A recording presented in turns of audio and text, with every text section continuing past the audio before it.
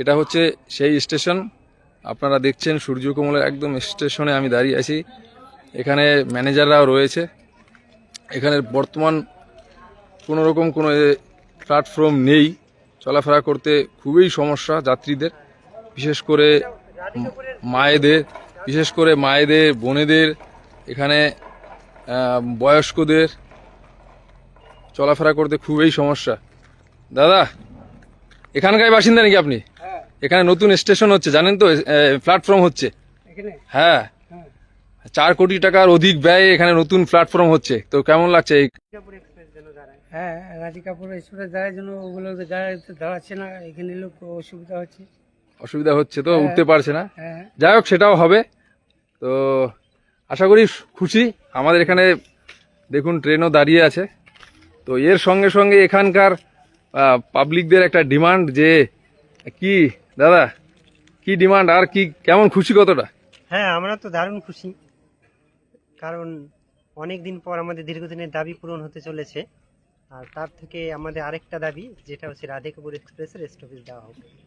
আর রাধিকাপুর এক্সপ্রেসের দাবি কার্তিক দা নিশ্চয়ই এটাও মাথায় রাখবে আগামী দিনে। প্ল্যাটফর্ম হওয়ার সঙ্গে সঙ্গে আমাদের এখানে উত্তর বড়, এরিয়াও অনেক বড়, কিন্তু প্ল্যাটফর্ম নেই এখানে। যাত্রীদের বসার ব্যবস্থাও নেই। কার্তিক দাকে বলবো যে তিনি যে উদ্যোগ দেখিয়েছে তাকে সাধুবাদ জানাই। আমাদের সকল সাধারণ সেই সূর্যকমলের নিবাসী সূর্যপুরবাসীদের পক্ষ থেকে আপনি এইভাবে এগিয়ে যান।